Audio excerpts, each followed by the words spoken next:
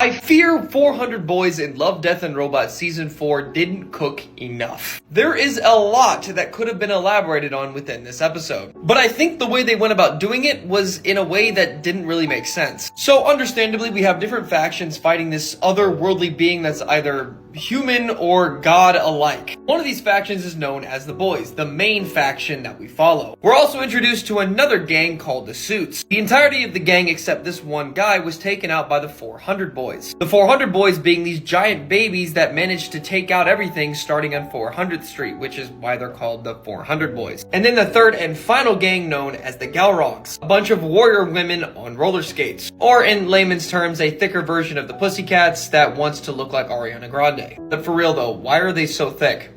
Like, that's the one thing I got out of all this. I mean, I ain't complaining, but they thick. Anyways, it's revealed by the Galrog's leader that these guys have been here because of the war and disdain that has happened on Earth between nations. Through the cracks seeped these weird giant looking things that managed to destroy everything. Yet we only see like 3 of them, and the rest of them just don't exist for some reason. It's only being held to Fun City. See, that's where things don't really like add up for me. I'm not gonna sit here and say it was a bad episode, but there's a lot that wasn't elaborated on. Like, if they're giant babies and they're able to be taken out by like the smallest amount of knives and guns, why wasn't this war ended sooner? And I'm gonna put this out there, don't you fucking dare try to bring in race into this. I didn't like it because the story could have been better. This has nothing to do with the characters, because I know some of you assholes are going to do that, and it pisses me off that that's the case. So don't go there.